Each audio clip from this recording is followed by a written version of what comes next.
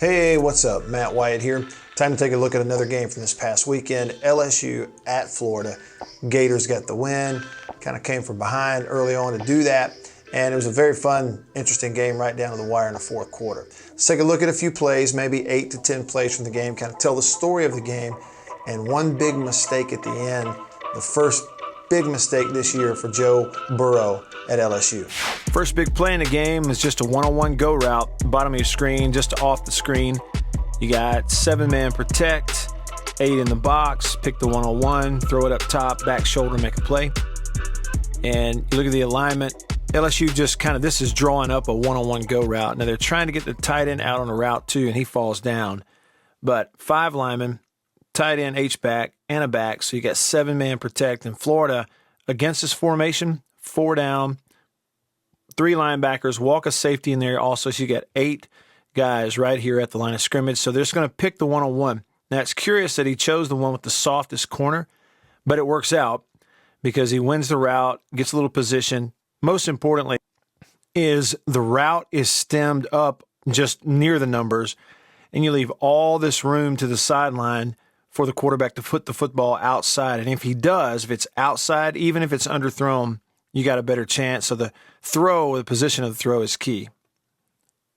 Again, right here, you can see like he's running on the inside edge of those numbers. If the receiver drifts all the way to the sideline and gets pushed there, you have no room to throw the ball. But because he stayed here to the inside, again, you have all this room on the outside shoulder for the quarterback to put it in there. And that leads to a simple-looking little touchdown run to the left side. And again, no way to be really sure, but kind of feel like with the safety running out there late in man-to-man, that this big hole, this big gap in the defense, the way they lined up, if you see that right there, you got a nose who's kind of on the right shoulder of the center. You got an end who's not quite lined up all the way out on the tight end H-back. And then the linebacker's inside too. So you have all this space right here to run the ball in. It's easy to get some leverage. So whether or not they line up wrong or not, center easily blocks back here on the tackle. It's very easy for the guard to get up on the linebacker. And then you're taking an outside approach out there. So all you do is turn your shoulders and get in their way, and the hole's just there. And because he's running out late, he doesn't even see the run coming. So they were kind of messed up pre-snap. So later on, they're in scoring position, at least field goal position, and the defensive end just beats them on speed rush. Backside, quarterback never sees it. Ball comes out. Even though LSU grabbed that momentum early on kind of to start the ball game, as you watch, you could just kind of feel it slipping. It wasn't one big, huge momentum turn, but just slowly but surely you could feel in the middle part of that game that momentum kind of flipping over to the home sideline. Florida, big formation. They get a key block from their fullback, knocking out the edge. If you go back and look, several key things with the alignment, tight end, and fullback, all to this strength to the wide side, to the right. You get all these defenders over here. It looks like they're going to have plenty of numbers. On the snap of the ball, a couple of key things happen. First thing is, all you can see is his helmet, but that tight end knocks that defensive end down inside. So you're on the edge, and now you just have to read the blocks of the tight end and the H-back. And you get a smart run here by the running back, running to daylight, because there's the hole on this outside shoulder of that tight end, whereas the linebacker has run to his inside shoulder unblocked. And this right here is really too easy. LSU's got to do a better job on the edge. Later on, LSU up 10-7. Watch this option play from Florida. Option it off the defensive end. You got leverage, big run. And I think, again, this is great scouting and pre-snap stuff from Dan Mullen's staff. They go 3 receivers to the wide side of the field, so that takes an extra defender out of there, first of all. So it's whether it's 3-4, 3 down, there's a 50 front with 5 guys with their hands down, it makes it easy for either way you want to run the option for that in-man on line of scrimmage for you to get up on this linebacker in the middle and cut him off, whichever way you decide to go. And with the ball on the right hash, all those defenders this way, they're going to option it into the boundary, and it's a really good design. Because, number one, soft cushion where you're running it. Also, easy leverage for the tackle up to the linebacker to pick him off, and then just read one guy on the speed option. You get what you want. He takes quarterback. Now here's the pitch. And because of all those things, again, blocks happening here. He's already run off here. You got all this space once he catches the pitch. So pre-snap alignment and design, really good. Later on, same formation, this time throw out of it, third man in the 3-receiver side, running that deep corner route on top of 2 shallow routes. He gets open, and it's an excellent throw on top of everything. And then down here on the goal line, they actually get 2 guys open on the route for a touchdown. It's either or. You could throw up front to the back or to the back of the end zone. If you look, it's sort of an unbalanced look and a newer version of the old tackle eligible. Okay, so first of all, ball is on the left hash, and the center right there looks like he's number 66. So to his right, guard, tackle, and another tackle wearing number 73.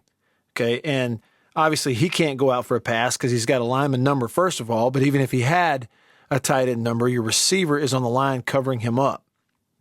But on the backside, so all you have is a center, a guard, and then there's your eligible receiver for 2 reasons. He's wearing a number in the 80s, and there's nobody out here on the line of scrimmage covering him up, so he is eligible to go out for a pass. So they kind of get all the defense over here with all of this look, thinking they're going to run that way. One little step forward to sell the run a little bit to here and here, make them hesitate, and it works. And now your eligible tight end or tackle is going to get free to the back of the end zone. He actually has 2 options. Number 1, the back is open for a touchdown, and then obviously open 2-receiver route into the boundary, a chance to go up and really extend their lead to 2 scores. But he's getting hit as he throws. It winds up an interception. A couple things is, one is the tight end on the line kind of gets bracketed and double covered.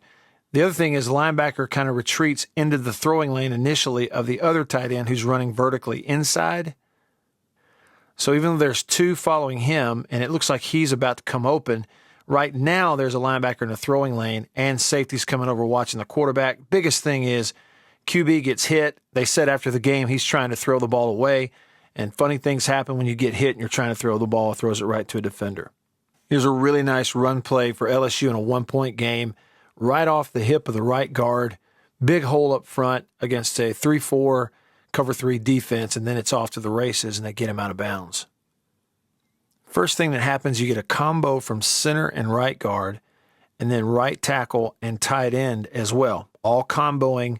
It's 4-on-2 right there on the defensive front where the ball is going to go in this hole. The second thing is, look at the positions of the linebackers.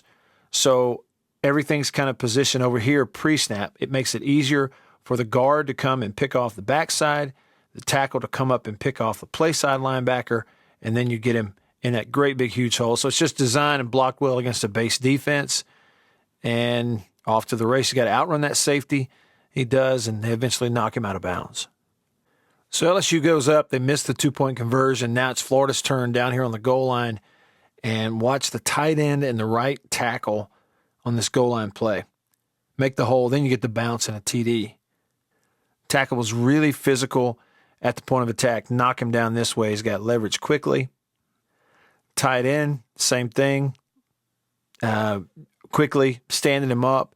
Linebacker jumps into that gap, and so then you get the bounce, and it's up to the running back to make one guy miss on the next level, enough so to get in the end zone. So 3rd and 4 with 1:54 left in the 4th quarter. They've got to get past the stick here, and it's a smart defensive call. They're trying to run an out route into the boundary. Safety jumps it, and it's a pick 6. So let's take a look at what happened.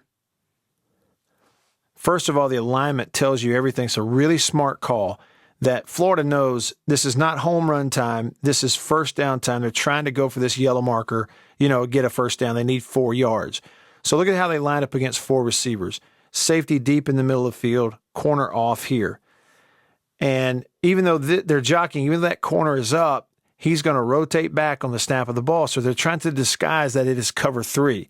What does cover 3 do for Florida? It only puts 3 guys deep and puts the rest of their defense all in this underneath zone where they're going to be trying to throw and get a first down. So it's either 5 or 6 DBs. What we do know is that he is a safety, an extra safety in the game, lined up over number 2. And because it is zone, cover 3, he's going to sit or jump the first route he sees in the flat. It's a really smart call. So on the snap, even though he's off the ball, he's sitting on it right there waiting on it. The other thing is because it's on the right hash, it's a shorter throw, so the quarterback's locked in on this out route and is not going to read over here to the far side of the field. He wants to make the shorter throw and throws it right into that DB who jumped the route. So it's a smart defensive call, the way they line up, and they get what they want, pick six. All right, there it is. Florida gets the win over LSU. LSU has Georgia this week, Mississippi State next week in Baton Rouge. Hope you enjoyed that. If you did, let me know. If you have a question on Twitter and Instagram, I'm Radio Wyatt. And then, of course, on Facebook and YouTube, just Matt Wyatt Media. Y'all go look me up and hit me up over there. And also, thanks to Renaissance Bank for sponsoring these videos. Really appreciate them. They love it, SEC football just as much as we do. And y'all ought to hit them up over there at renaissancennation.com. All right, thanks for watching. See you next time.